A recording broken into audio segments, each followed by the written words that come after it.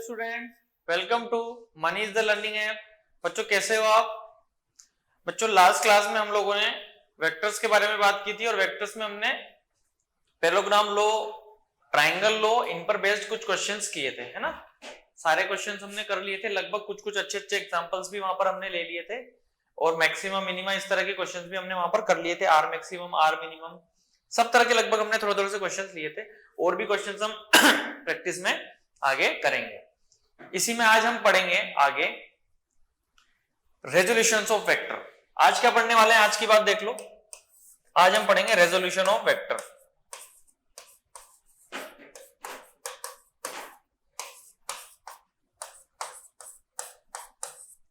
Resolution of vector.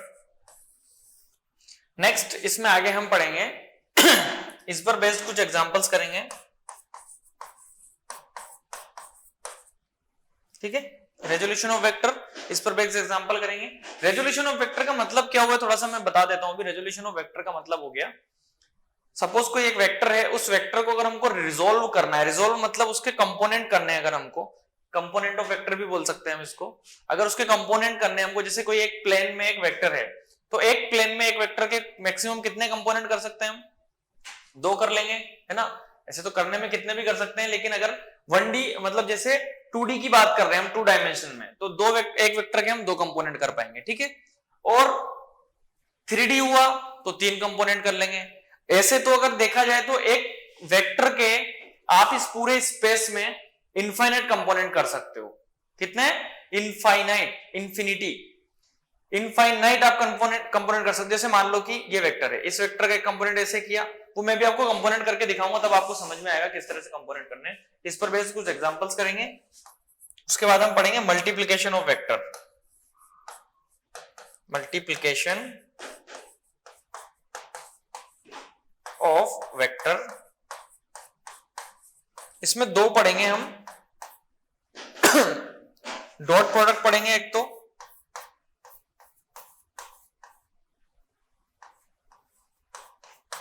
ठीक है, और दूसरा पढ़ेंगे हम क्रॉस प्रोडक्ट।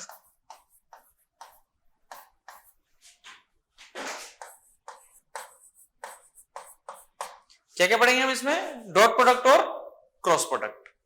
इस तरह से हम आज का जो हमारा लेक्चर होगा वो इस पर बेस्ड होगा। रेजोल्यूशन ऑफ वेक्टर, एग्जांपल्स लेंगे उसके, मल्टीप्लिकेशन पढ़ेंगे। मल्टीप्लिकेशन में 2 टाइप के मल्टीप्लिकेशन होंगे, डॉट प्रोडक्ट और क्रॉस प्रोडक्ट, ठीक है। चलिए शुरू करते हैं।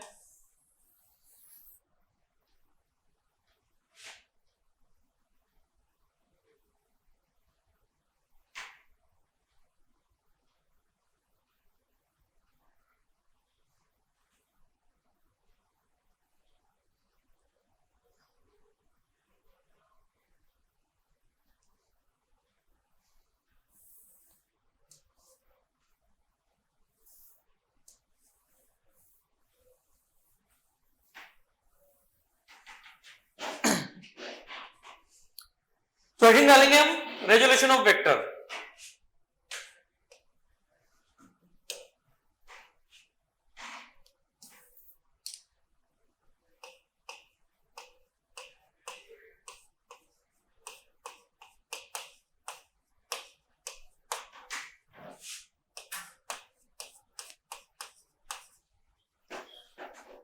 रेजोल्यूशन ऑफ वेक्टर में हम 2 टाइप के रिजोल्व करेंगे वेक्टर को। पहला रेजोल्यूशन जो होगा उसमें हम क्या देखेंगे? 2D में करेंगे सबसे पहले, है ना। 2 डायमेंशनल अगर हमको उसको रिजोल्व करना है तो उसके कंपोनेंट क्या क्या होंगे। और तीसरा, उसके बाद हम क्या देखेंगे? 3 डायमेंशनल देखेंगे। तो सबसे पहले हम रिजोल्व कर रहे हैं वेक्टर को। मान लिया सपोज कोई वेक्टर लिया, ए वेक्टर हमने लिया है,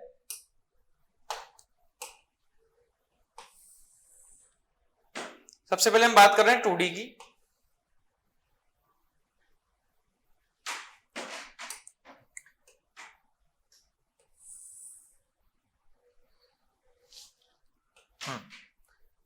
सपोज मान लेते हैं कि एंगल अल्फा है और ये वेक्टर जो हमको गिवन है यहां पर, ये ए वेक्टर है, इस तरह से, है ना। हमने इसको मान लिया एक्स एक्सिस, इसको मान लेते हैं वाई एक्सिस, या फिर ये हो जाएगा आपका एक्स एक्सिस वाई एक्सिस मान लिया, और एक्स आई कैप वाई जे कैप, है ना। आई कैप और जे कैप में हमने इसको कंसीडर कर लिया, क्योंकि एक्स एक्सिस के अलोंग जो यूनिट वेक्टर होता है हम उसको आई कैप से कंसीडर करते हैं, और वाई एक्सिस के अलोंग जो यूनिट वेक्टर होता है उसको जे कैप से हम यहाँ पर कंसिडर करते हैं। एक वेक्टर आपको गिवन है इस तरह से, इस वेक्टर का अल्फा एंगल दिया हुआ है एक्स एक्सिस के साथ, हमको इस वेक्टर को क्या करना है, रिजोल्व करना है। रेजोल्यूशन ऑफ वेक्टर, मैंने क्या बोला, रेजोल्यूशन ऑफ वेक्टर, यानी रिजोल्व करना है दो पार्ट में, यानी दो कंपोनेंट हम इसके करेंगे, क्योंकि 2D पढ़ रहे हैं हम यहाँ पर, ये 2 डायमेंशनल है, चाहो तो यहां भी लिख सकते हो 2 डायमेंशनल।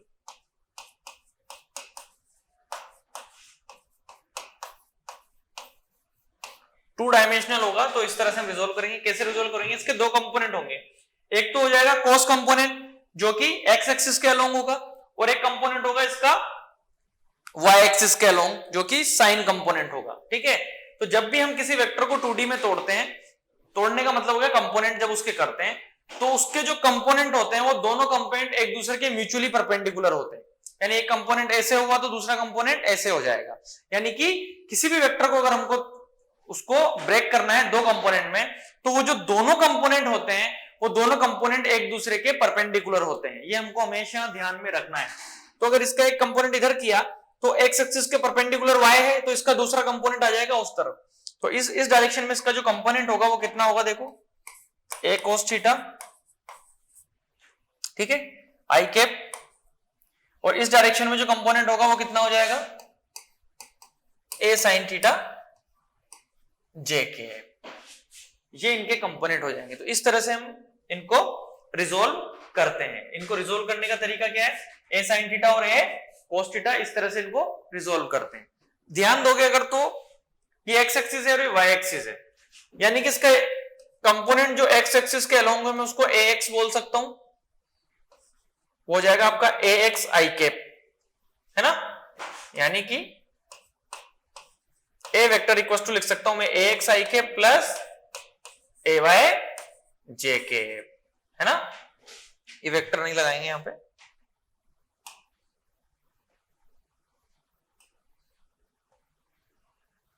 ठीक है, ए एक्स आई कैप प्लस ए वाई जे कैप, ये इसके कंपोनेंट है एक्स एक्सिस के अलोंग और वाई एक्सिस के अलोंग, है ना। ए एक्स को क्या लिखा जा सकता है बेटा, ए एक्स इसको लिख सकते हैं हम ए कोस थीटा आई कैप, और ए वाई को ए साइन थीटा जे के। जो रिजल्टेंट होगा हमारा ए वेक्टर, उसके दो कंपोनेंट होंगे, ए कोस थीटा आई कैप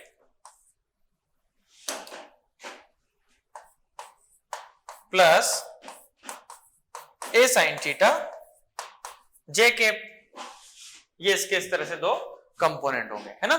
अब तुम चाहो तो इसका रिजल्टेंट भी फाइंड आउट कर सकते हो। देखो आई कैप और जे कैप, यानी ये दोनों एक दूसरे के परपेंडिकुलर हैं, तो ये दोनों कंपोनेंट एक दूसरे के परपेंडिकुलर हैं, तो इन दोनों के बीच का एंगल कितना हो गया, 90 डिग्री।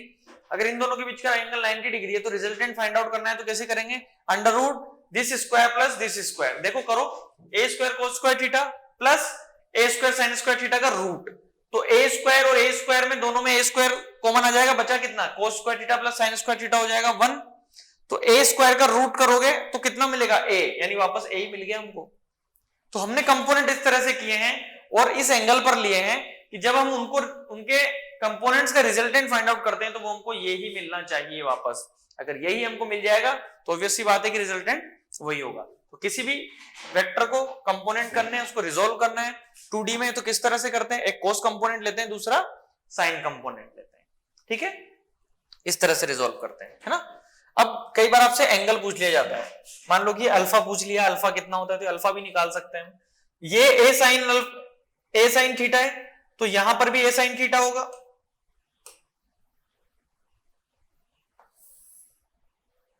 ये भी ए साइन थीटा ही होगा,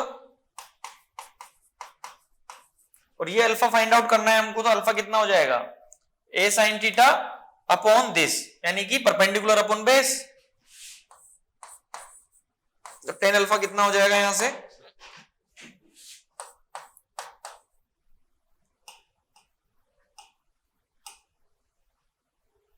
कितना हो जाएगा perpendicular, a y divide by a x, है ना, यानी ए साइन थीटा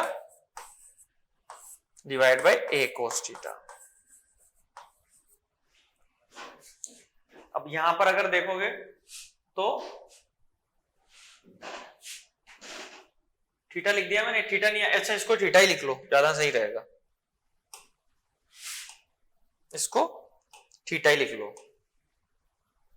तो ये भी थीटा हो जाएगा यहाँ। तो टेन थीटा इक्वल्स टू कितना होगा, ए वाई अपॉन ए एक्स। अब इसको भी देख सकते हो, यहां से ए से a cancel, sine theta upon cos theta हो गया टेन थीटा। अब ए वाई और ए एक्स जरूरी नहीं है कि ये हमेशा ए साइन थीटा और कोस थीटा में आएगा, यहां पर आपको एंगल भी दे सकते हैं, जैसे ए दे दिया आपको वेक्टर, ए वेक्टर दे दिया 5 न्यूटन दे दिया, कुछ भी 10 दे दिया और एंगल 30 दे दिया, तो उसके दो अगर रिजोल्व करने हैं हमको एंगल, तो उनको रिजोल्व करने का तरीका होता है ये, इस तरह से हम उनको रिजोल्व करते हैं। और थीटा कितना हो जाएगा, टेन थीटा बराबर ए वाई अपॉन ए एक्स। तो ये होता है दो वेक्टर्स का रेजोल्यूशन, यानी किस तरह से हम उनको रिजोल्व करते हैं 2D में। ठीक है, इसको नोट करते हैं, आगे बढ़ेंगे। ये तो था 2D में। अब सपोज मान लो 3D में रिजोल्व करना है तो क्या करेंगे, वो भी देखते हैं। देखो यहां पर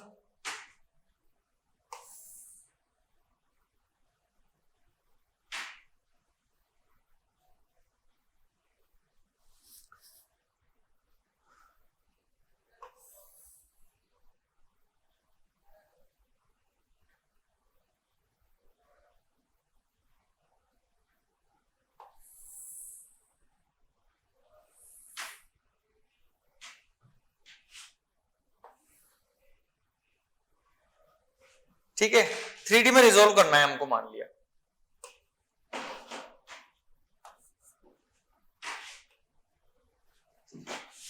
ये एक्स आई कैप, ये वाई जे कैप और ये जेड के कैप। ठीक है, इस तरह से हमने ऐसे वेक्टर कंसीडर कर लिया है ना, मतलब अभी 3D हमने लिया है, यहाँ पे ये 3 डायमेंशन हमने यहाँ पर लिया है, ये एक्स कैप एक्स आई कैप हो गया, ये वाई जे कैप हो गया और ये जेड के कैप हो गया। ठीक है, थोड़ा सा मैं इनके बारे में बता देता हूँ। एक्स आई कैप यूनिट वेक्टर है एक्स एक्सिस के along, Y vector Y j cap जो है वो यूनिट वेक्टर है वाई के अलोंग, और के कैप जो है वो यूनिट वेक्टर है जेड के अलोंग। ठीक है, ये तीनों एक दूसरे से 90 डिग्री पर होते हैं, यानी कि जे कैप आई कैप और के कैप ये तीनों एक दूसरे से कितने डिग्री के एंगल पर होते हैं, 90 डिग्री एंगल पर होते हैं, तीनों एक दूसरे से 90 डिग्री के एंगल। ठीक है, अब आपसे पूछा है कि अगर 3D में कोई एंगल है या 3D में कोई वेक्टर है तो उसका रिजल्टेंट कैसे फाइंड आउट हो, 3D में होगा कैसे। जैसे मान लेते हैं एक रूम की बात करते हैं, तो एक तो हो गया इस तरह से, एक डायरेक्शन हो गई ये, और एक हो गया ऐसे ये। अब मान लो इस कॉर्नर से उस कॉर्नर को मिलाने वाली अगर कोई लाइन है, तो ये जो लाइन होगी क्या ये 3D में होगी, या फिर 3D का मतलब क्या है, जैसे ये जो एक्स वाई प्लेन में है, ये तो एक्स वाई प्लेन है, अब इस प्लेन से अगर बाहर कोई चीज है तो वो किस में आ गई, 3D में आ गई, है ना। और जो इस प्लेन पर रहेगी वो किस में आ जाएगी, वो तो 2D में रहेगी। तो इस प्लेन से जो बाहर आई वो किस में आ गई, 3D में आ जाएगी। ठीक है, अब देखो 3D में होगा क्या, बनाते हैं 3D बना के देखते हैं।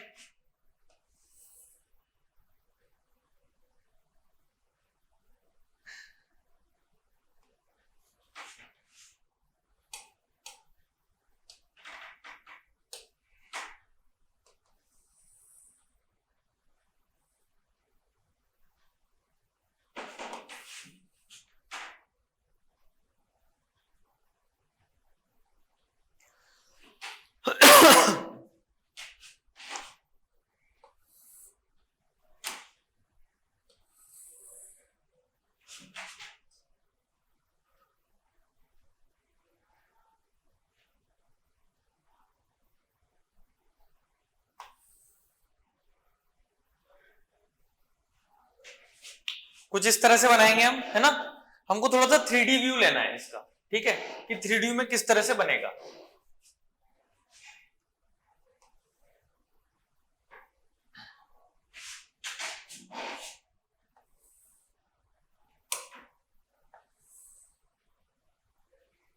क्योंकि अगर हम डायग्राम अच्छा बनाएंगे तो हमको समझने में भी आसानी होगी।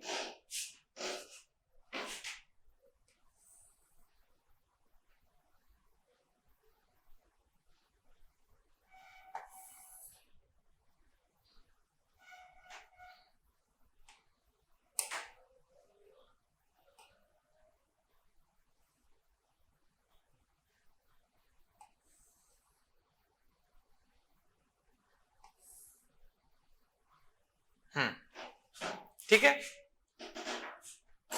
तो ये हमने कुछ 3D में इस तरह से बनाने की कोशिश की है। ये इस तरह से एक हमने क्यूब ले लिया है ना, एक रूम भी बना लिया एक तरह से। अब 3D वेक्टर होगा कैसे, वो ए वेक्टर होगा क्या, वो देखते हैं हम। ए वेक्टर बनाते हैं।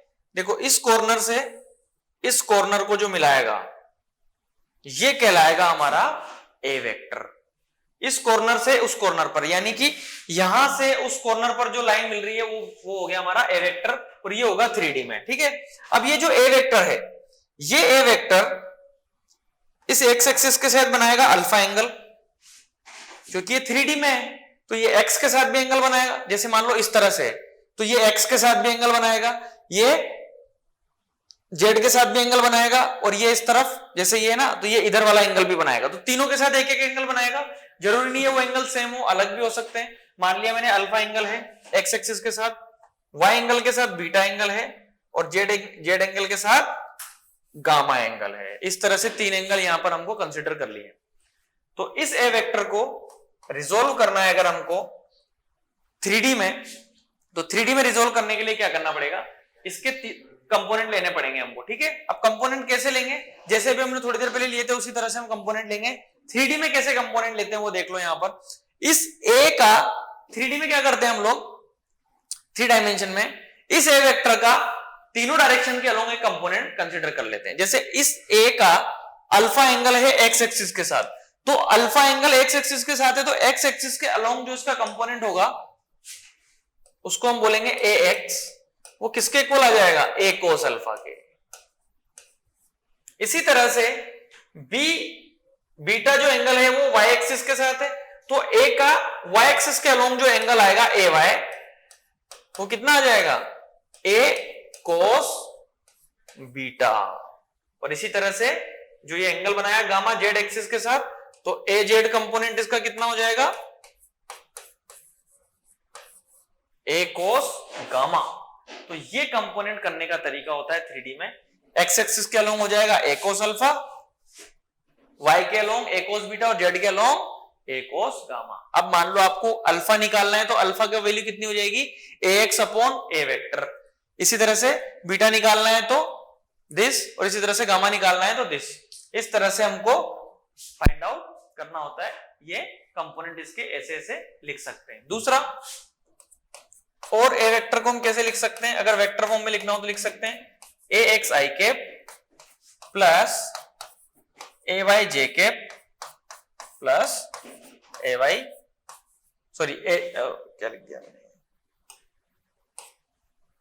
यहां वाई आ जाएगा है ना, a y j cap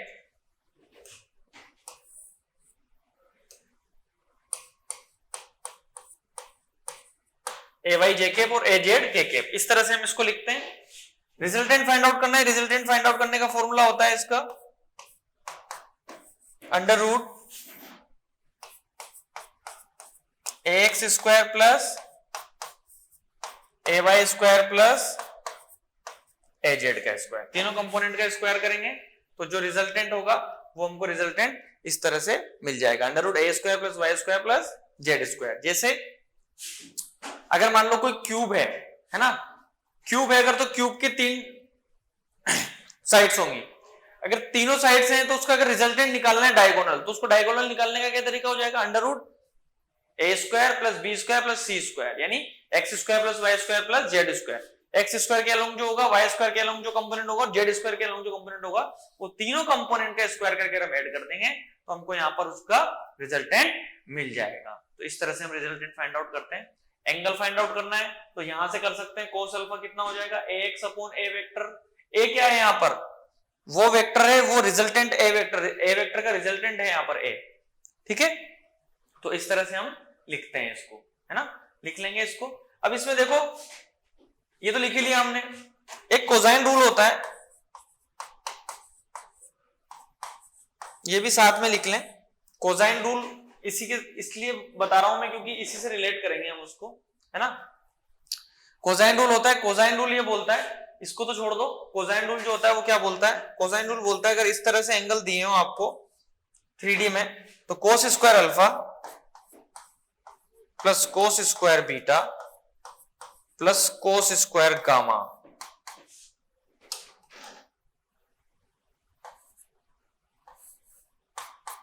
equals to हो जाता है 1।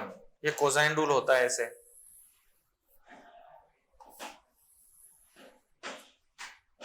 कोस square alpha plus cos square beta plus cos square gamma equals to 1। अगर ये हमको याद है तो ये क्वेश्चंस में कई बार पूछ लिया जाता है, तो हमको पता भी होना चाहिए। इसी से हम साइन का फॉर्मूला भी बना सकते हैं। देखो कोस स्क्वायर अल्फा को हम क्या लिख सकते हैं, 1 माइनस साइन स्क्वायर अल्फा। इसी तरह से कोस स्क्वायर बीटा को 1 माइनस कोस स्क्वायर बीटा और कोस स्क्वायर गामा को 1 माइनस कोस स्क्वायर गामा। ठीक है, तो minus sine square alpha minus sine square beta minus sine square gamma, तो ये तीनों उधर जाएंगे तो प्लस हो जाएंगे और 1 1 1 3 हो जाएगा और वो 1 इधर आएगा तो 2 हो जाएगा। तो साइन स्क्वायर अल्फा प्लस को लिख ही देता हूं मैं डायरेक्टली, यहां पे तुम सोल्व कर लेना, ये भी बनाया जा सकता है।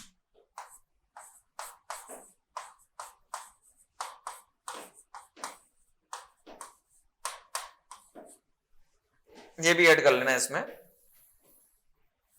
क्योंकि हम 3D पढ़ रहे हैं इसलिए हमने ये देख लिया इस तरह से कि इस तरह से अगर 3D में अगर कोई ऐसे एंगल पता हो, मान लो आपको अल्फा बीटा गामा दिया है या अल्फा दिया है बीटा दिया है, आपको गामा फाइंड आउट करना है, तो आप इस फॉर्मूले में अल्फा बीटा की वैल्यू पुट करके यहां से गामा निकाल सकते हो एंगल, है ना।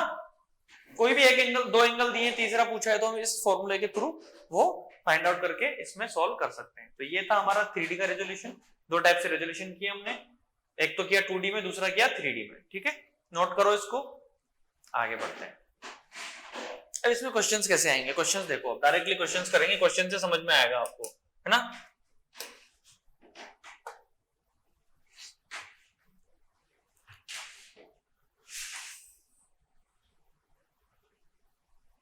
ठीक,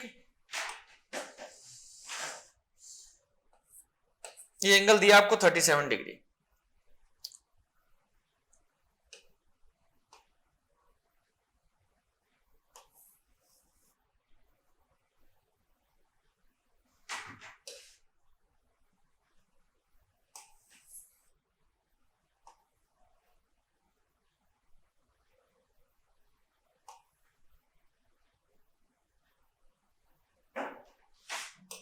ठीक है, एक ट्राइंगल है 37 डिग्री। इस ट्राइंगल पर यहां पर एक ब्लॉक रखा है जिसका मास है 10 kg।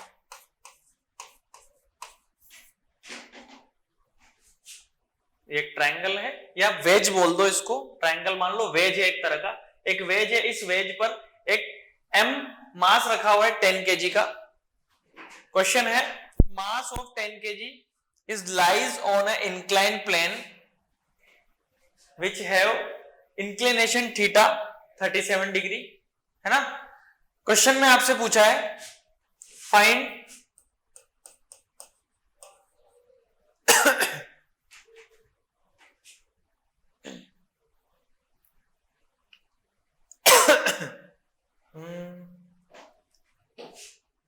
Find component of mg which is first parallel to incline, second perpendicular to incline।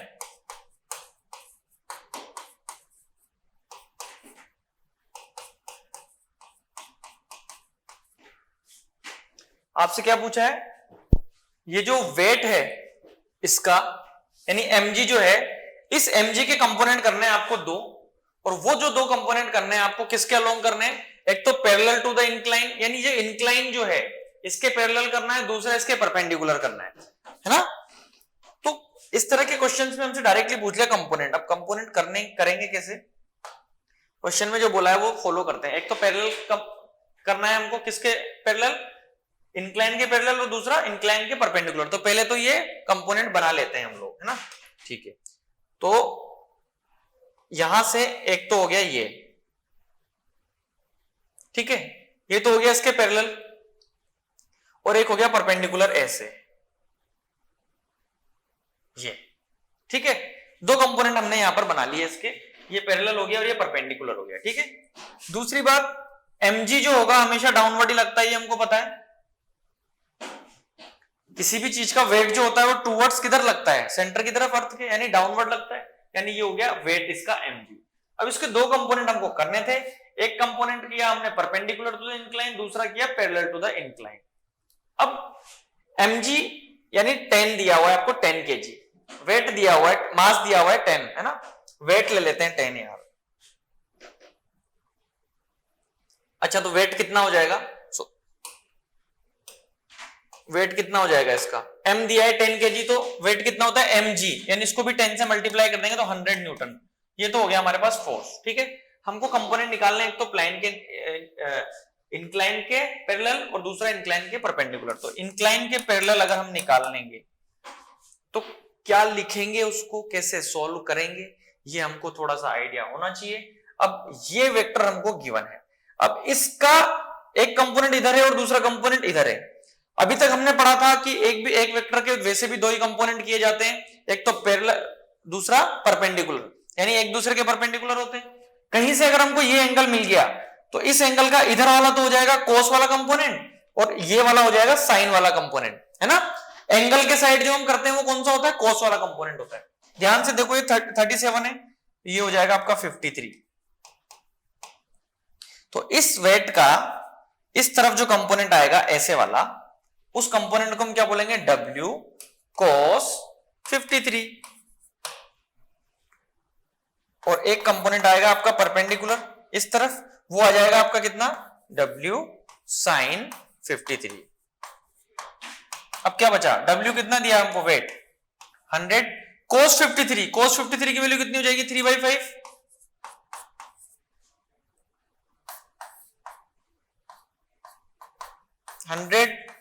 Sign 53 की वैल्यू 4/5, 20, यानी कितना हो गया 60 न्यूटन, अगेन 20, ये हो गया 80 न्यूटन। तो इसके दो कंपोनेंट होंगे, इधर जो होगा पैरेलल वाला वो हो जाएगा आपका 60 न्यूटन और ये हो जाएगा आपका 80 न्यूटन। डिग्री लगा दिया मैंने।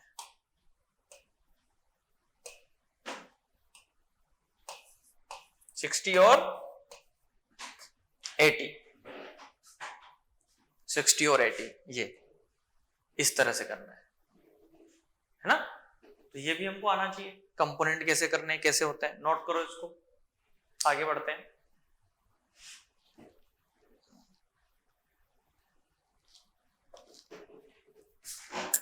और एक दो एग्जांपल और देख लेते हैं।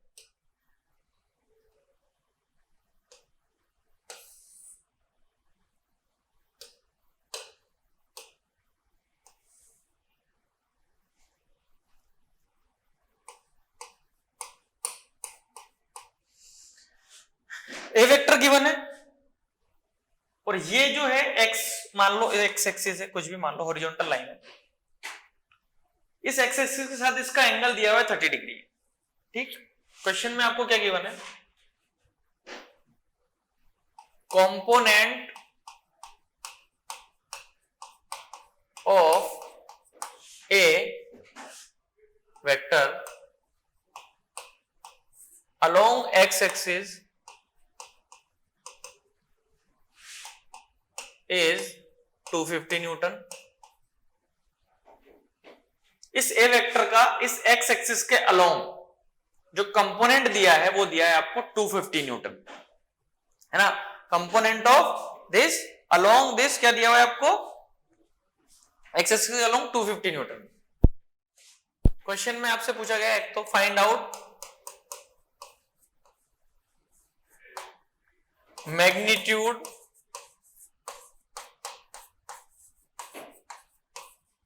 of a vector and perpendicular component।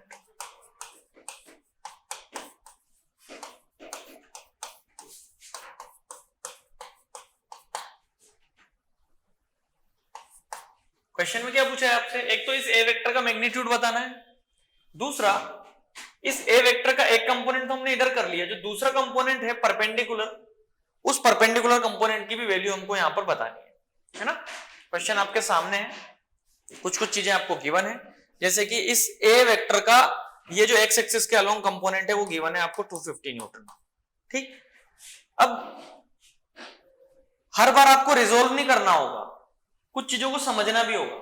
जैसे इस एक्सिस के अलोंग जो इसका कंपोनेंट दिया है वो कितना दिया है, 250 दिया हुआ है ना। अप्रोच कैसे करेंगे सोचो, जब भी मैं कोई क्वेश्चन देता हूं तो स्क्रीन को पॉज किया करो, पॉज करने के बाद उसको ट्राई किया करो, अगर ट्राई होता है तो बहुत अच्छी बात है, नहीं होता है तो फिर सॉल्यूशन देखा करो। ठीक है, ठीक है, पॉज किया, सोल्व करो। अब आगे देखो कैसे करेंगे इसको। देखो यहां पर इस ए वेक्टर का जो इधर कंपोनेंट होगा एक्स एक्सिस के अलोंग, क्या मैं उसको लिख सकता हूं a cos 30। थोड़ी देर के लिए इसको भूल जाओ, इस a का इधर कंपोनेंट जो करेंगे हम एक्स एक्सिस के अलोंग कितना हो जाएगा a cos 30, और वो हमको गिवन है कितना 250 न्यूटन। वो हमको गिवन है कितना 250 न्यूटन। यही तो बोला, इसका जो इधर कंपोनेंट है वो कितना है 250 न्यूटन है, तो इसका इधर कंपोनेंट क्या हो जाएगा a cos 30, वो किसके बराबर हो जाएगा इसके। हमको रिजल्टेंट a निकालना है ना, cos 30 को डिवाइड कर दो, cos 30 की वैल्यू √3/2,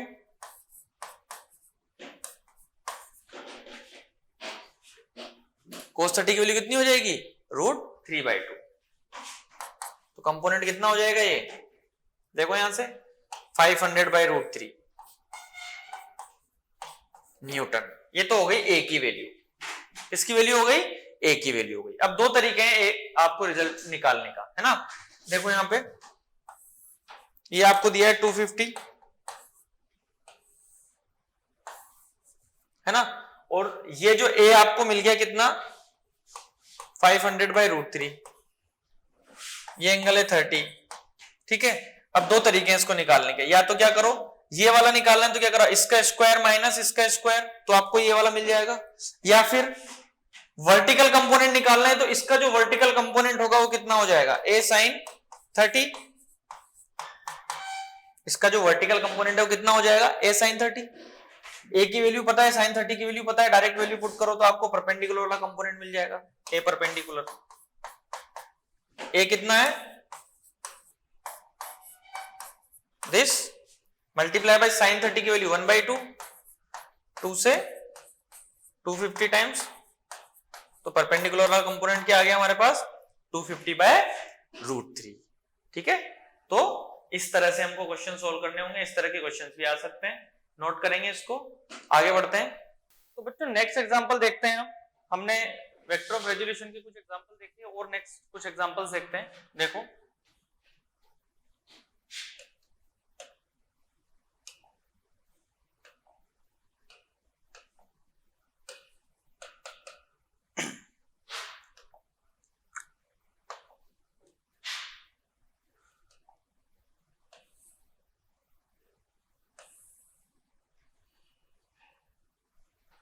इस तरह से आपको कोऑर्डिनेट दिए हैं, ये एक्स एक्सिस है, एक्स आई कैप बोल सकते हैं इसको, है ना, ये वाई एक्सिस है जिसको हम जे कैप से कंसीडर करते हैं।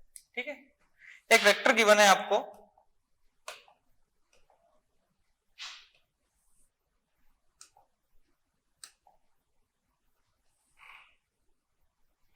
इस तरह से, और इसका वैल्यू जो आपको दिया हुआ है वेक्टर का मैग्नीट्यूड वो दिया है 10√2, और ये एंगल आपको दिया है 45 डिग्री।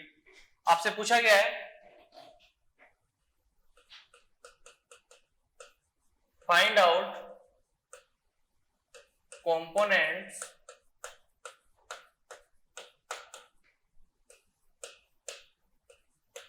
ऑफ वेक्टर, इसको नाम दे देते हैं ए वेक्टर बी वेक्टर कुछ भी दे देते हैं, पी वेक्टर दे दिया जैसे। Find out components of vector P first along x-axis and second one is along y-axis। x-axis और y-axis के along हमको इसके कंपोनेंट्स फाइंड आउट करने हैं। कंपोनेंट्स फाइंड आउट करने का मतलब है कि उसको रिजोल्व करना है दो पार्ट में, है ना, दो पार्ट में रिजोल्व करना है। तो देखो यहाँ पर एक तो पूछा गया है आपसे एक्स एक्सिस के अलोंग, दूसरा वाई एक्सिस के अलोंग। तो एक्स और वाई अपने आप में दोनों क्या होते हैं, एक दूसरे के परपेंडिकुलर होते हैं, और मैंने आपको यह बताया था कि अगर कोई वेक्टर के हम रिजोल्व करते हैं, कंपोनेंट बनाते हैं, तो उसके जो कंपोनेंट्स होते हैं वो कंपोनेंट एक दूसरे के परपेंडिकुलर होते हैं, है ना। तो इसके दो कंपोनेंट्स करने हैं हमको। ध्यान से देखो इधर, ये वाला जो वेक्टर है आपको गिवन है tan√2 और ये एंगल आपको गिवन है कितना 45। तो इसका x एक्सिस के अलोंग जो कंपोनेंट होगा उस कंपोनेंट्स को हम क्या बोलेंगे, देखो p cos theta i cap,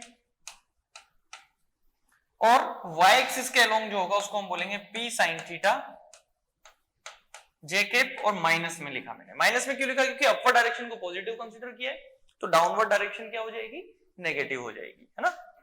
यहां पर लिखेंगे हम p वेक्टर को, तो p वेक्टर को कुछ इस तरह से लिख सकते हैं हम, p cos theta i cap minus p sin theta j cap. Minus में इसलिए लिया क्योंकि डाउनवर्ड डायरेक्शन में कंसीडर किया है, ठीक है।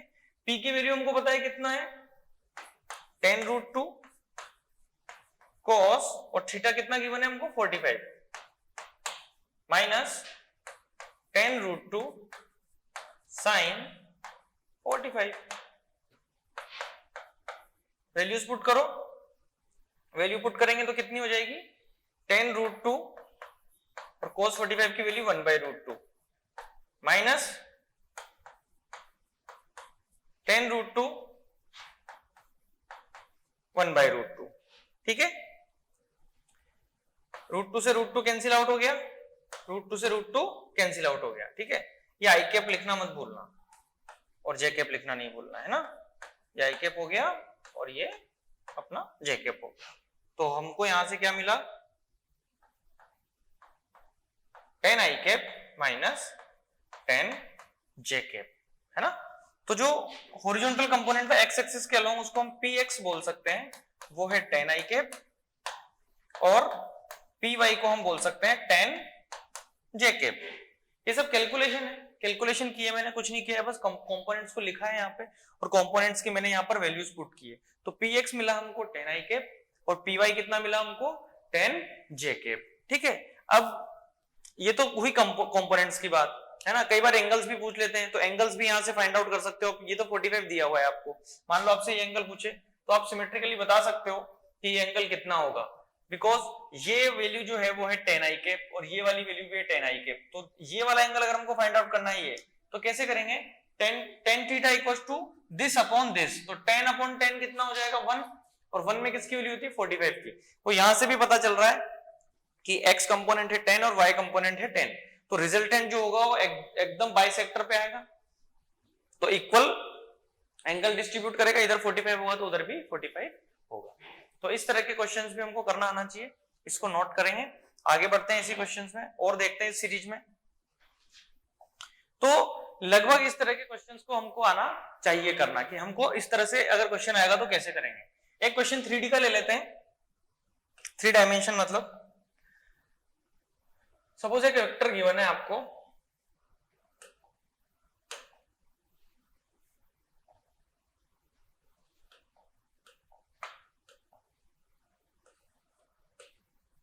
A vector 3i cap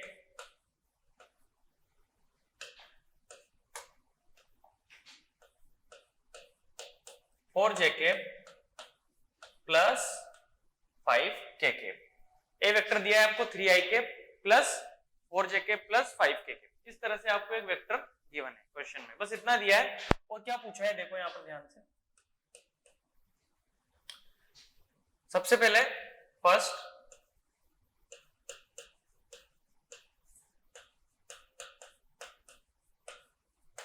magnitude of a vector. A vector का मैग्नीट्यूड क्या होगा, यानी कि रिजल्टेंट, ए वेक्टर का रिजल्टेंट और ए वेक्टर का मैग्नीट्यूड एक ही बात है। ए वेक्टर का मैग्नीट्यूड कैसे फाइंड आउट करेंगे, जब 3D में अगर कोई क्वेश्चन आता है तो उसका रिजल्टेंट कैसे फाइंड आउट करते हैं हम, हाँ इसका मोड निकाल देंगे हम, है ना। और मोड अगर हमको निकालना है इस तरह से तो लिखेंगे क्या हम, शायद आपको पता होगा मैंने लिखवाया था ax का स्क्वायर प्लस ay का स्क्वायर प्लस az का स्क्वायर, है ना।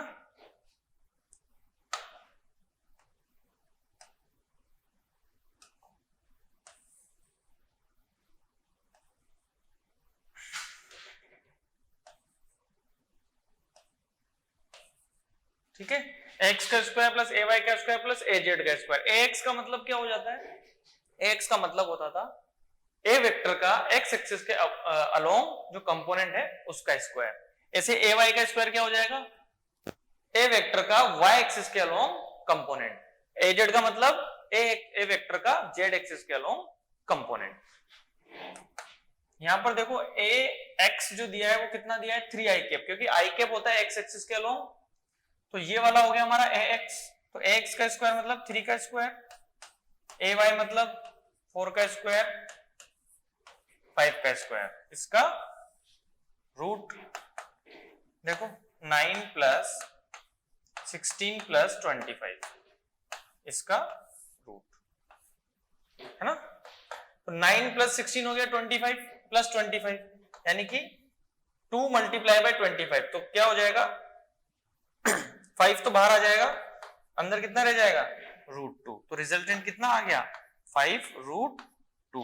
तो ये तो है इसका रिजल्टेंट। किसका रिजल्टेंट है ये, इस ए वेक्टर का, है ना। छोटे छोटे से क्वेश्चन है, छोटे छोटे तरीके इनके, इसी तरह से करना होता है इनको। इसी में और देखो नेक्स्ट क्वेश्चन, क्वेश्चन नंबर इसी का पार्ट है 2, find out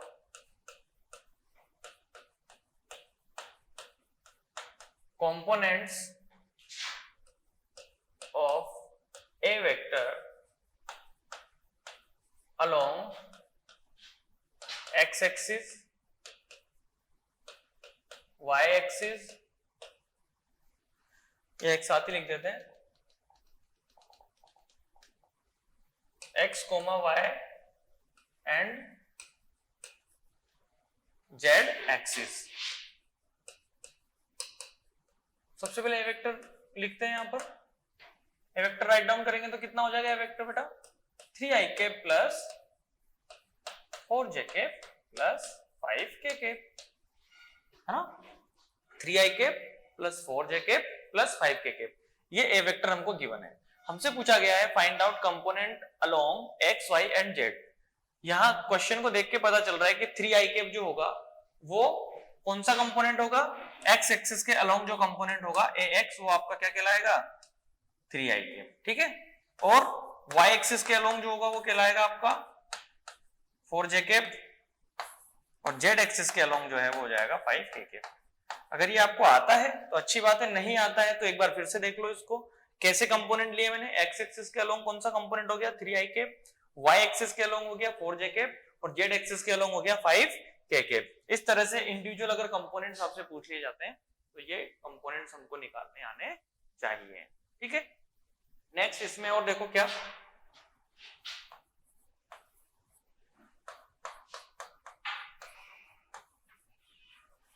find out angle between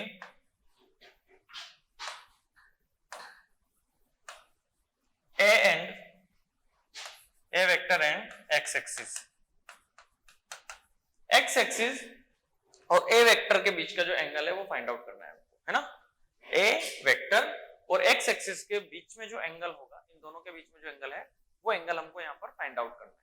तो उस एंगल को कैसे फाइंड आउट करेंगे, याद हो तो मैंने आपको एक फॉर्मूला लिखवाया था, जिस फॉर्मूले में हमने इसके कंपोनेंट्स किए थे, किसके 3D में जब कंपोनेंट्स किए थे ए वेक्टर के, तो एक्स एक्सिस के अलोंग कंपोनेंट क्या किया था हमने ए एक्स कोस अल्फा, है ना, ए कोस अल्फा जो ए एक्स था हमारा, ए एक्स क्या था हमारा ए कोस अल्फा, ए वाई क्या था ए कोस बीटा, और ए जेड क्या था ए कोस गामा, है ना। इस तरह से ही था, हमको एंगल फाइंड आउट करना है एक्स एक्सिस और ए वेक्टर के बीच में। तो ए एक्स जो हमारा होगा, क्या मैं उसको इस तरह से लिख सकता हूं ए कोस अल्फा, है ना, मैंने अल्फा मान लिया एंगल, यही तो अल्फा, तो हमको फाइंड आउट करना है। अब यहां ध्यान दो, ए एक्स हमको गिवन है, पता है ए एक्स कितना दिया है हमको 3i कैप, और ए भी हमको गिवन है कितना, जो हमने अभी प्रीवियस उसमें निकाला था। फर्स्ट पार्ट में हमने ए की वैल्यू फाइंड आउट कर ली थी ना, ए की क्या हो गया ए वेक्टर का मैग्नीट्यूड 5√2, दोनों हमको गिवन है, एंगल फाइंड आउट करना है तो वैल्यूज पुट करेंगे और एंगल हमको यहां से मिल जाएगा। देखो ए एक्स हमको कितना दिया हुआ है 3, और a कितना निकाला था हमने 5√2 cos अल्फा। नोट करो इसको, आगे देखते हैं। हाँ यहां देखेंगे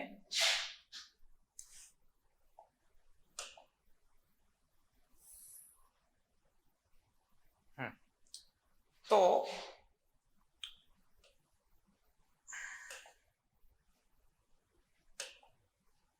3 क्या था 5√2 cos अल्फा। cos अल्फा चाहिए हमको, तो वैल्यू हो जाएगी 3/5√2 और इसी तरह से अल्फा कितना हो जाएगा cos इनवर्स 3/5√2। ठीक है, तो ये आंसर हो गया हमारे सेकंड पार्ट का। अल्फा कितना हो गया cos अल्फा इनवर्स 3/5√2। ठीक, इसी का अगला पार्ट लिखो, सेम वही फाइंड आउट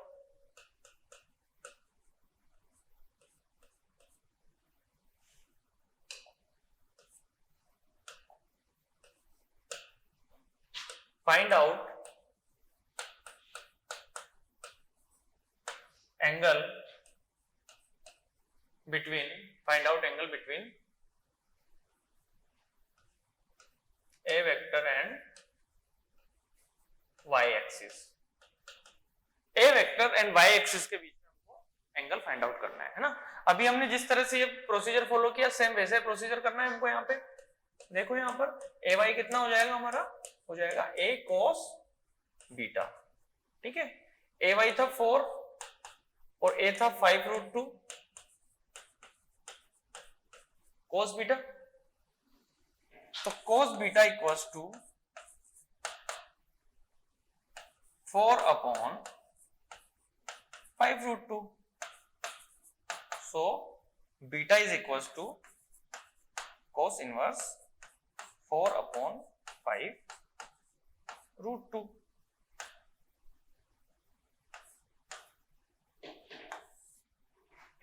तो ये हो गया कौन सा एक्स वाई एक्सिस और ए वेक्टर के बीच में जो एंगल होगा वो हो जाएगा हमारा beta equals to cos inverse 4/5√2। 5√2 आएगा, ये मैंने गलत कर दिया है।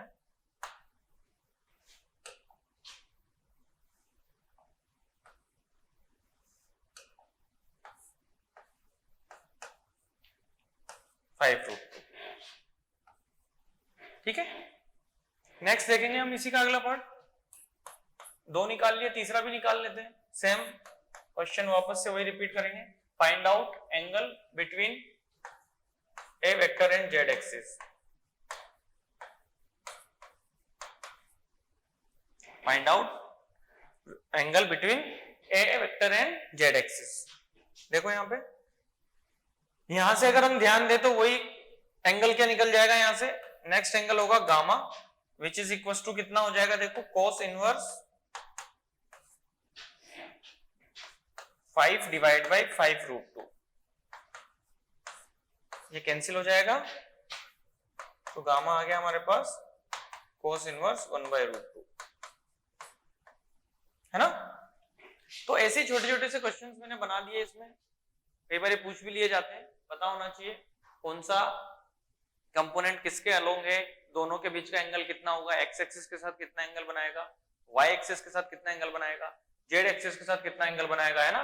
बहुत सारी चीजें पूछ ली जाती है ना। नोट करेंगे इसको।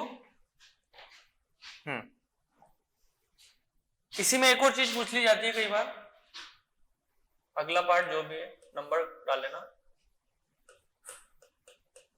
Find out unit vector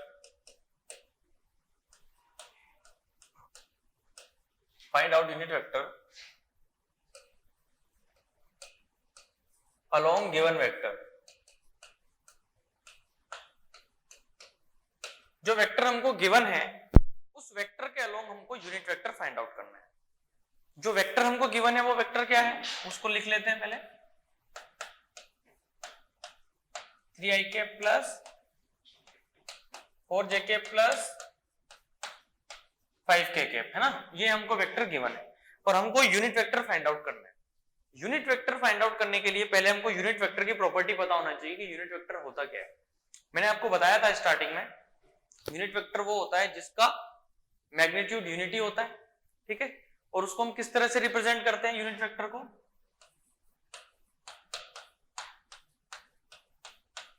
unit vector equals to क्या होता है, vector divide by magnitude of vector.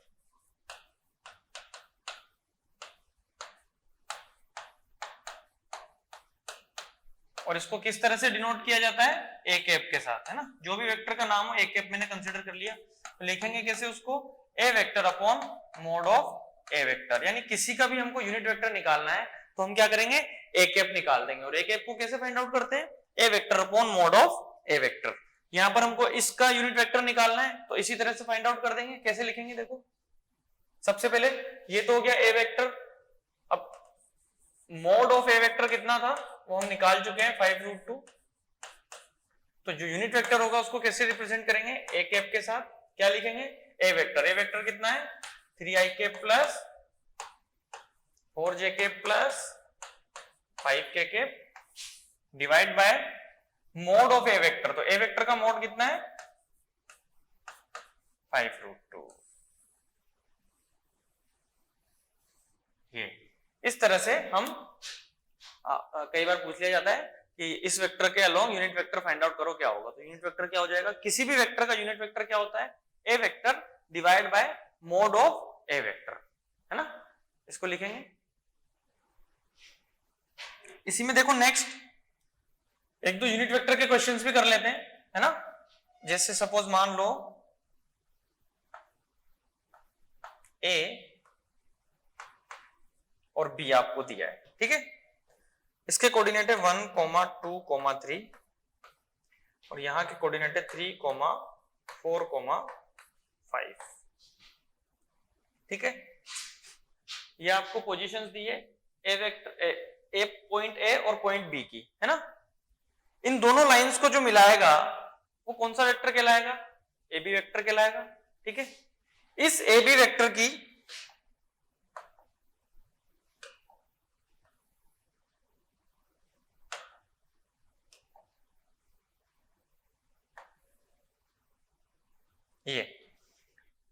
ये क्वेश्चन है, ठीक है। ए पॉइंट दिया हुआ है आपको और बी पॉइंट दिया हुआ है, ये पोजीशंस है। इन पोजीशंस के बीच में जो डिस्टेंस है उन दोनों को जो लाइन जोड़ेगी उस लाइन को हमने बोला वेक्टर हो जाएगा। वो कौन सा वेक्टर कहलाएगा, ए बी वेक्टर। तो इस ए बी वेक्टर का हमको यूनिट वेक्टर बताना है, क्या होगा, find out unit vector along A b. A b के along unit vector find out करना है। अब ए बी के along unit vector find out करने से पहले हमको पहले ए बी तो पता होना चाहिए कि ए बी वेक्टर है क्या। सबसे पहले हम क्या फाइंड आउट करेंगे, ए बी वेक्टर को। तो क्यों ना मैं इस डिस्टेंस को से डिनोट कर लूं, ठीक है। अगर मैं इसको आर वेक्टर से डिनोट कर लेता हूं तो मुझे आर वेक्टर लिखना होगा पहले, ठीक है। अब आपको किसी भी वेक्टर को लिखने का तरीका क्या होता है वो मैं एक बार समझा देता हूं। इसको इस एग्जांपल को बाद में लेंगे, पहले वो लिख देता हूं मैं, इसको बाद में ले लेंगे एग्जांपल को। पहले वो समझ लो कि अगर दो वेक्टर्स के दो पोजीशंस के बीच में अगर वेक्टर फाइंड आउट करना है तो कैसे करेंगे। सपोज मान लेते हैं कि आपको दो पॉइंट्स गिवन है, जैसे एक पॉइंट तो ये दे दिया आपको, ठीक है, x1, y1, z1, ठीक। एक पॉइंट आपको यहां पर दे दिया x2, y2, z2। जिसको आता है अच्छी बात है, जिसको नहीं आता है वो ध्यान से देखेंगे इसको। ये वेक्टर कहलाएगा। इस वेक्टर को हमने नाम दिया आर वेक्टर या एक्स वेक्टर दे देते हैं, ठीक है ना। एक्स में दिया हुआ है तो एक्स वेक्टर मैंने इसको नाम दे दिया, ठीक। आर वेक्टर ही दे देते हैं, ज्यादा सही रहेगा, वरना एक्स वाई में कंफ्यूजन हो जाएगा। इसको नाम दिया हमने आर वेक्टर, ठीक है। ये जो आर वेक्टर है एक्स आई कैप, x1, y1, z1 और x2, y2, z2 दिया हुआ है। तो इस तरह से अगर कोई आर वेक्टर दिया हो तो उसको लिखने का तरीका क्या होता है, R2 वेक्टर को कैसे लिखते हैं हम, है ना। R2 वेक्टर अगर हमको लिखना है तो हम लिखेंगे, देखो x2 माइनस x1 आई कैप, ठीक, प्लस y2 माइनस y1 जे के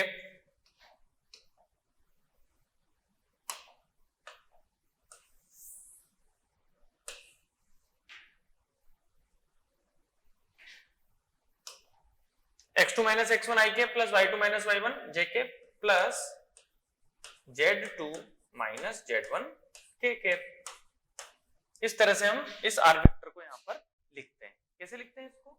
x2 माइनस x1 आई के प्लस y2 माइनस y1 और z2 minus z2 minus z1 के इस तरह से इस वेक्टर को लिखा जाता है ना। अगर आपसे ये आर वेक्टर है 2 नहीं है, अब आपसे आर वेक्टर का अगर मोड पूछ लिया कि इसका रिजल्टेंट क्या होगा, तो रिजल्टेंट कैसे निकालेंगे? देखो आई कैप जे कैप और के कैप दिया है, रिजल्टेंट निकालने का तो वही तरीका होता है ax का होल स्क्वायर प्लस ay का होल स्क्वायर प्लस az का होल स्क्वायर। तो यहां देखो ध्यान से x2 माइनस x1 का होल स्क्वायर आ जाएगा यहां पर प्लस y2 माइनस y1 का होल स्क्वायर आ जाएगा प्लस z2 माइनस z1 का होल स्क्वायर आ जाएगा। ठीक है, इस तरह से। तो ये कहलाएगा हमारा रिजल्टेंट और ये कहलाएगा हमारा वेक्टर। नोट कर लो इसको, बहुत काम आता है, पता होना चाहिए। अगर दो वेक्टर्स, आपको दो पोजीशंस गिवन हो, वेक्टर की बात नहीं कर रहा हूं मैं, आपको दो पोजीशंस गिवन हो, दो जगह की पोजीशंस के कोऑर्डिनेट्स अगर आपको पता है तो उन कोऑर्डिनेट्स के बीच की जो डिस्टेंस होगी उससे अगर वेक्टर को रिप्रेजेंट करना है, उस पोजीशन वेक्टर को रिप्रेजेंट करना है, तो उसको रिप्रेजेंट करने का तरीका होता है इस तरह से, और ऐसे उसका हम मैग्नीट्यूड फाइंड आउट कर लेते हैं। ठीक है, अब हम बात करते हैं हमारे क्वेश्चन की, जो हमने क्वेश्चन अभी दिया था। क्या क्वेश्चन था वो देखेंगे यहां पर।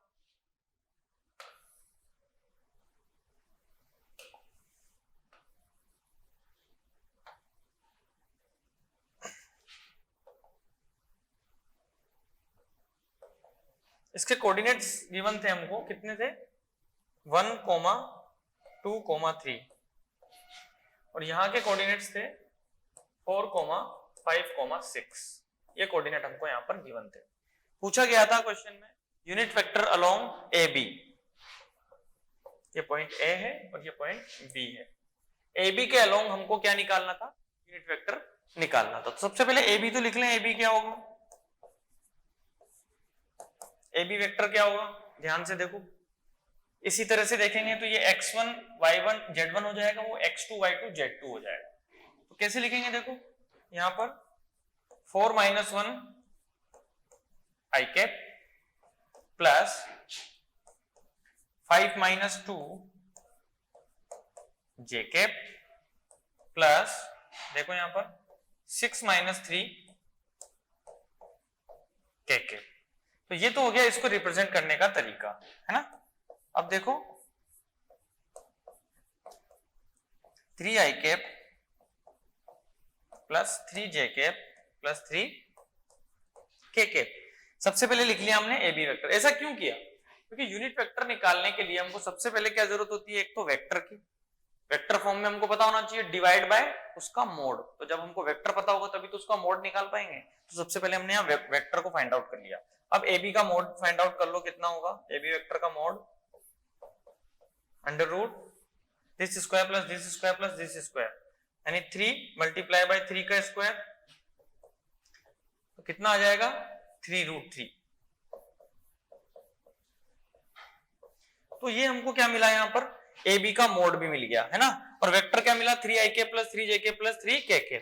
अब बचा क्या है? केवल हमको फाइंड आउट करना है वैल्यू। कैसे वैल्यू फाइंड आउट करेंगे? देखो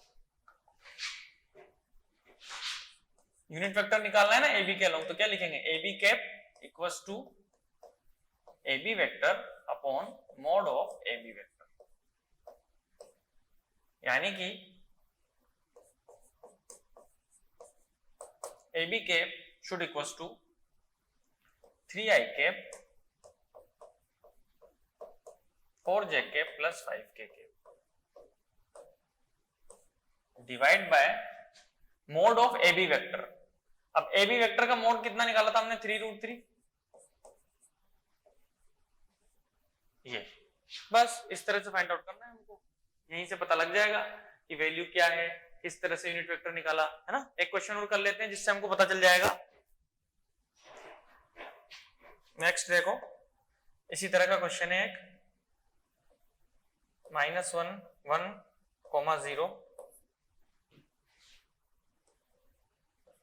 3, 4, -2, है ना। दो हमने ऐसे पोजीशंस ले लिए। इन पोजीशंस को जो जोड़ रहा है वेक्टर, उस वेक्टर के अलावा हमको क्या निकालना है, यूनिट वेक्टर फाइंड आउट करना है। ठीक है, जल्दी से देखेंगे इस क्वेश्चन को, सोल्व करने की कोशिश करेंगे। आप स्क्रीन पॉज करके सोल्व कर सकते हैं क्वेश्चन को। ठीक है, सॉल्यूशन देखेंगे। अब क्या करेंगे, इसमें सबसे पहले वेक्टर निकालेंगे। मैंने इसको कंसीडर किया आर वेक्टर।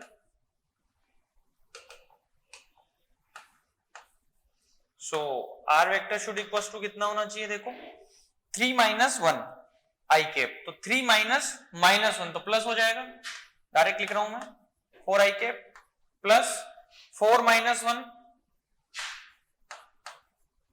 3 आई कैप -2 -0 तो माइनस का 2 ही हो जाएगा। तो ये तो मिल गया हमको क्या, हमारा आर वेक्टर। अब इसका मोड फाइंड आउट कर लेंगे। आर वेक्टर का मोड कितना हो जाएगा, 16 9 4 का रूट, 16 + 9 + 4 का रूट। देखो यहां पर 16 + 9 हो गया 25 और 4 हो गया 29, रूट 29 है ना। तो यहीं पे लिख देता हूं मैं आर कैप, समझ में आ जाएगा आपको। आर कैप कैसे लिखेंगे, देखो 4 आई कैप 3 जे कैप -2 के कैप डिवाइड बाय रूट 29, है ना। इस तरह से हम फाइंड आउट करते हैं। क्वेश्चन देख लिए हमने बहुत सारे, कैसे कैप में उसको लिखेंगे। कैप का मतलब क्या हो जाता है, डायरेक्शन। एक्चुअली कैप का मतलब होता है डायरेक्शन।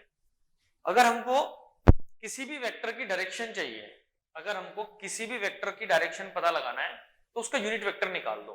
जो यूनिट वेक्टर होगा आर कैप, वो डायरेक्शन शो करती है उस वेक्टर की। अगर मान लो कोई वेक्टर किसी दूसरे वेक्टर के अलोंग है, जैसे अभी हम आगे करेंगे उसको, मान लो एक वेक्टर है, उसका हमको कुछ नहीं पता क्या है, लेकिन वो वेक्टर किसी दूसरे वेक्टर के अलोंग दिया हुआ है और हमको उस दूसरे वेक्टर की इंफॉर्मेशन गिवन है, यानी उसकी डायरेक्शन पता है, उसका यूनिट वेक्टर पता है, तो उसके यूनिट वेक्टर से अगर हम इस वेक्टर को मल्टीप्लाई कर देंगे तो ये वेक्टर की डायरेक्शन हमको पता चल जाएगी, है ना। तो यूनिट वेक्टर बहुत काम की चीज है, ये डायरेक्शन भी बताता है और जिसके अलोंग निकालना है उसके अलोंग उसकी डायरेक्शन को शो कर देता है। ठीक है, तो ये नोट करेंगे। नेक्स्ट आगे बढ़ते हैं हम इसमें। मान लो और किस तरह के क्वेश्चन आ सकते हैं,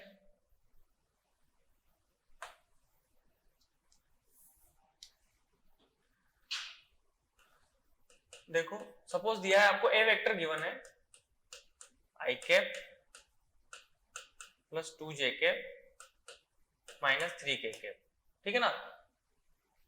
एक वेक्टर गिवन है आपको आई कैप प्लस 2 जे कैप माइनस 3 के कैप, ठीक।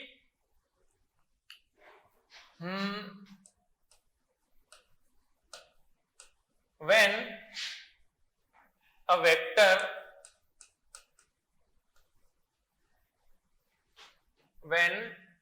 vector b vector is added to a vector, we will get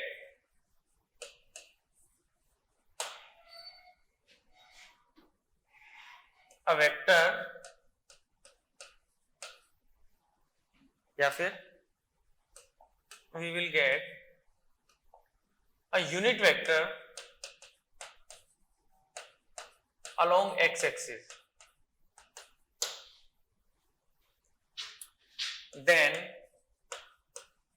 find first magnitude of b vector, magnitude of b vector,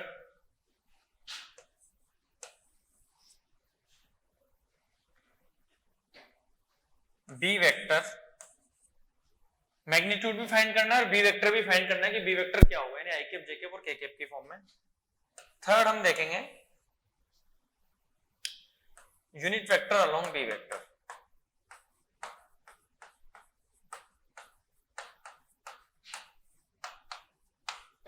ये हमको फाइंड आउट करना है। Magnitude of B vector and also unit vector along B vector, ये सब चीजें हमको find out करनी है ना।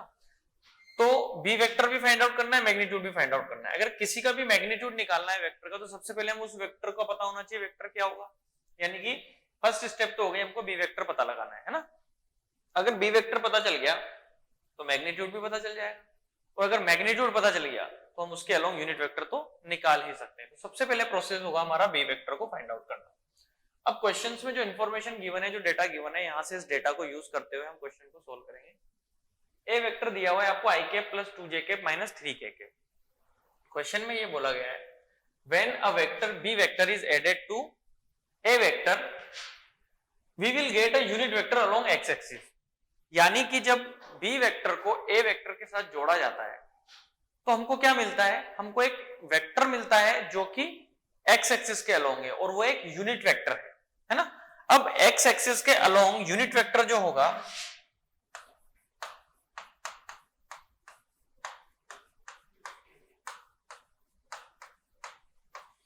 Unit vector along X axis कितना हो जाएगा, यूनिट वेक्टर एक्स एक्सिस के अलोंग आई कैप। पढ़ते हुए हम ना, एक्स एक्सिस के अलोंग यूनिट वेक्टर क्या हो जाएगा आई कैप, वाई एक्सिस के अलोंग जे कैप और जेड एक्सिस के अलोंग के कैप।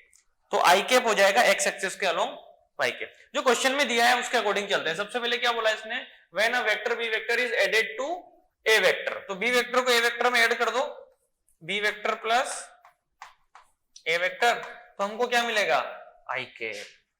यही बोला ना क्वेश्चन में कि बी वेक्टर को ए वेक्टर में जोड़ो तो आपको एक्स एक्सिस के अलोंग यूनिट वेक्टर मिलता है, और एक्स एक्सिस के अलोंग यूनिट वेक्टर कितना हो जाएगा आई कैप, है ना। आगे देखते हैं इसको, B vector plus A vector equals to I cap. ठीक है, बी वेक्टर तो हमको निकालना ही है, ए वेक्टर कितना दिया हुआ है हमको, वैल्यू लिख लेंगे a i cap plus 2j cap minus 3k cap, ये वैल्यू हो गई इसकी, इक्वल्स टू आई कैप।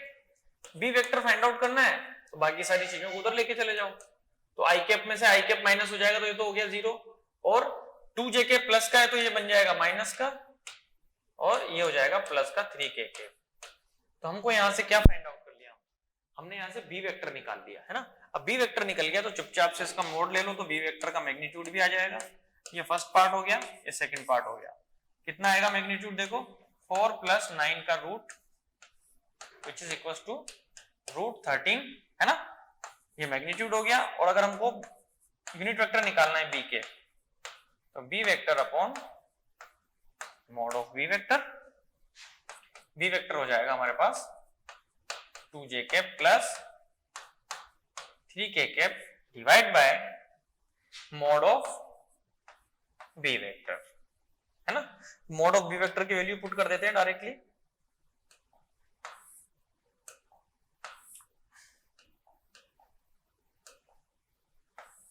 कितनी वैल्यू है उसकी, रूट 13। ये तो क्वेश्चन लैंग्वेज जो दी थी उसके अकॉर्डिंग हमने क्वेश्चन को सोल्व किया, और इस तरह से उसको सोल्व करके हम ले आए। तो इस तरह के क्वेश्चंस अगर हमारे सामने आते हैं तो उन क्वेश्चंस को हमको इस तरह से ही सोल्व करना चाहिए। ठीक है, नोट कर लें इसको। आगे देखते हैं, आगे देखेंगे। सपोज आपको बोला गया है vector a comma b comma c have magnitudes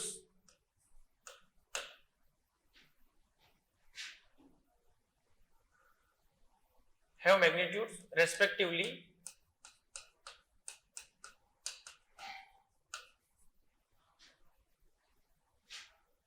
5, 5 root 2,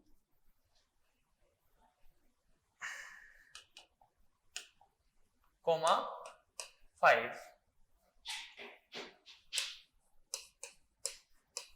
along direction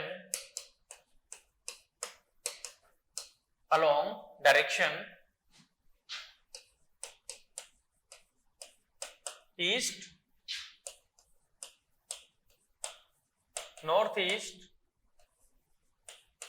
and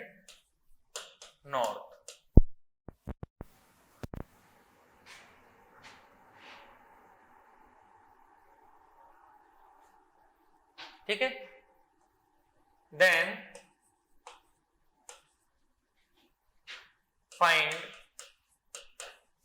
some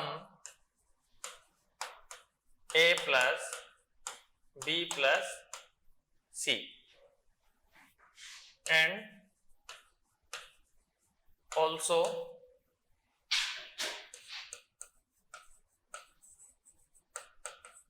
magnitude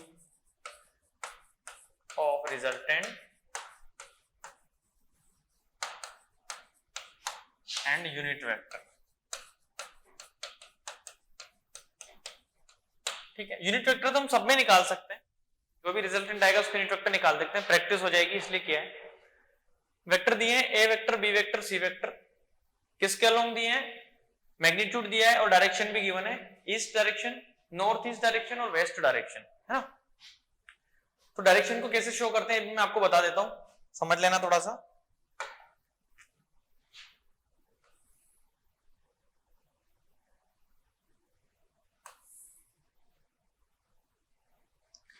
ठीक है, इस तरह से 4 डायरेक्शन हमने बना लिए हैं यहां पे, इसको हम बोलते हैं ईस्ट और ये हो गया वेस्ट, इसको हमने बोला है नॉर्थ, तो ये कितना हो गया साउथ।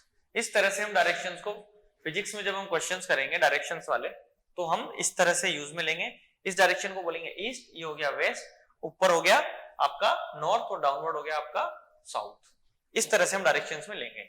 अब जो इसने बोला है उसके अकॉर्डिंग हम वेक्टर्स को बनाएंगे। सबसे पहले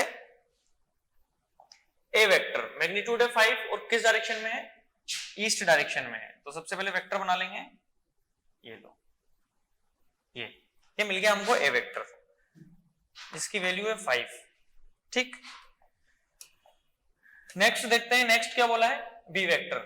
बी वेक्टर जो है आपको दिया हुआ है नॉर्थ ईस्ट। नॉर्थ ईस्ट का मतलब ये समझ लेना हमेशा दोनों डायरेक्शन के बिल्कुल बीच में, दोनों का बाइसेक्टर हो जाएगा एक तरह से। नॉर्थ ईस्ट का मतलब हो गया नॉर्थ के साथ भी 45 डिग्री का एंगल और ईस्ट के साथ भी 45 डिग्री का एंगल, है ना, इस तरह से ये।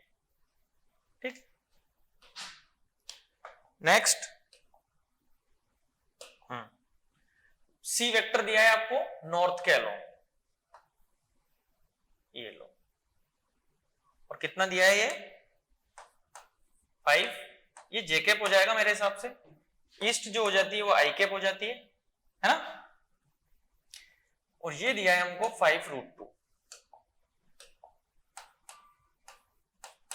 क्योंकि मैंने आपको पहले ही बता दिया कि नॉर्थ ईस्ट का मतलब क्या हो गया कि ये दोनों का बाइसेक्टर होगा, यानी कि ये एंगल कितना हो जाएगा 45 डिग्री एंगल हो जाएगा, है ना। और ईस्ट डायरेक्शन को हम आई कैप लेते हैं, वेस्ट को माइनस आई कैप, नॉर्थ को जे कैप लेते हैं और एस को क्या लेते हैं माइनस जे कैप लेते हैं, है ना। इस तरह से हम ये वैल्यूज को, इन डायरेक्शंस को हम यहाँ पे कंसिडर करते हैं। ठीक है, ऐसे कंसिडर करते हैं, ध्यान रखना है इस चीज को।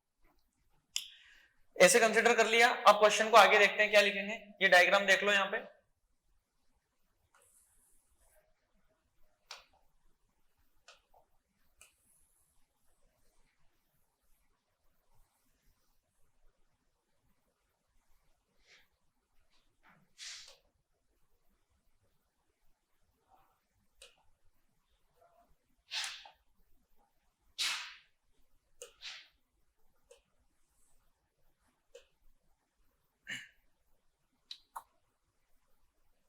तो वापस से डायग्राम बना लेता हूं मैं यहाँ पे,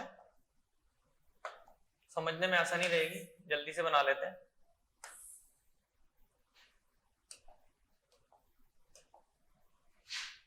एक वेक्टर आपको गिवन था ऐसे, है ना,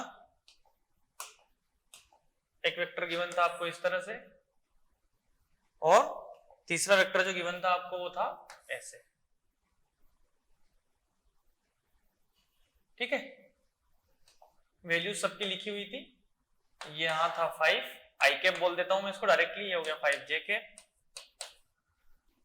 ये वेक्टर था हमारा 5√2 और ये एंगल गिवन था 45, है ना। हमसे पूछा था a vector plus b vector plus c vector. ठीक है, सम निकालना है ना हमको, निकालते हैं, लिख लो पहले।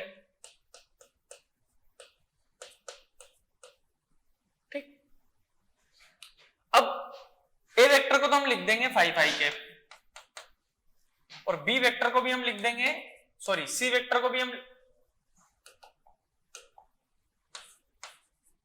सी वेक्टर को भी हम लिख देंगे यहाँ पर 5j कैप। लेकिन ये जो 5√2 जो हमको गिवन है, क्या हमको पता है कि 5√2 कौन सी डायरेक्शन में है? इसको आई कैप लिखे या जे कैप लिखे? तो जब भी कुछ इस तरह से डायरेक्शन आएगी तो हम उसको क्या करेंगे, रिजोल्व कर लेंगे दोनों डायरेक्शन में और उसके कंपोनेंट्स को हम यहाँ पर ऐड कर लेंगे, है ना। ध्यान दो यहाँ पर, अगर इस 5√2 का इस एक्सिस एक्स एक्सिस के अलोंग अगर हमको कंपोनेंट लेना है तो कंपोनेंट क्या कहलाएगा आपका 5√2 cos 45, है ना। 5√2 cos 45 और इधर कितना हो जाएगा 5√2 sin 45। मैं लिख देता हूं बी वेक्टर को यहाँ पे 5√2 cos 45 i cap plus 5√2 sin 45 j cap. तो बी वेक्टर जो मिला हमको यहां से क्या मिल जाएगा, देखो 5√2 multiply by 1/√2 i cap plus 5√2 multiply by 1/√2 j cap, है ना। तो ये √2 से √2 से √2 कैंसिल हो गया। तो बी वेक्टर क्या मिल गया हमको यहां से,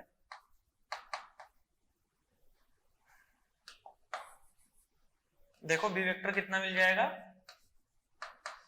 5i cap plus 5j cap. ठीक है, बस यहां पर वैल्यू पुट करनी है और क्या करना है हमको।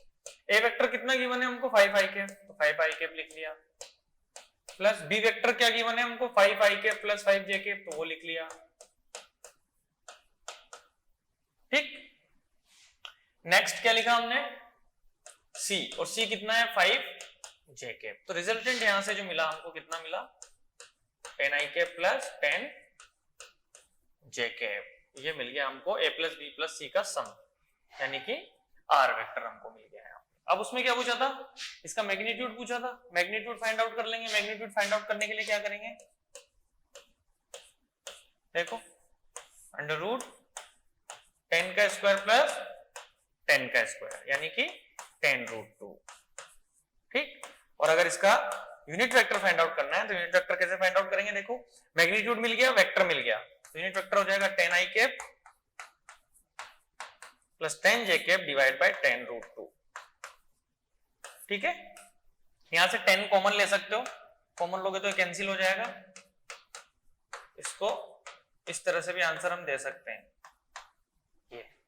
ये यहां पर आपका आंसर हो जाएगा। ठीक, कई बार आपसे ये भी पूछ लिया जाता है कि भाई रिजल्टेंट का एक्स एक्सिस के साथ एंगल बताओ कितना होगा, तो इसका एक्स एक्सिस के साथ एंगल कैसे निकालेंगे हम, ay डिवाइड बाई ax। तो ay कंपोनेंट हो जाएगा j कैप वाला और ax हो जाएगा हमारा k कैप, ये i कैप वाला, है ना। तो डिवाइड बाई 10 डिवाइड बाई 10 कितना हो जाएगा 1 हो जाएगा। ठीक है, तो ये कुछ क्वेश्चंस हैं हमने जो आज किए हैं, ये वेक्टर से रिलेटेड सारे क्वेश्चंस हमने किए हैं अभी तक, है ना। आई होप आप लोगों को समझ में आया होगा। अच्छे से आप इसको वापस से देखो, अच्छे से सारे क्वेश्चंस को वापस से ट्राई करोगे तो सब कुछ समझ में आ जाएगा। ठीक है, तो आज के लेक्चर में बस इतना ही है, ये हमने क्वेश्चंस किए हैं, अच्छे से सोल्व करो, अच्छे से देखो। ठीक है, तो स्टे होम, बी सेफ, ध्यान रखो अपना। We will be right back next lecture में। Thank you so much.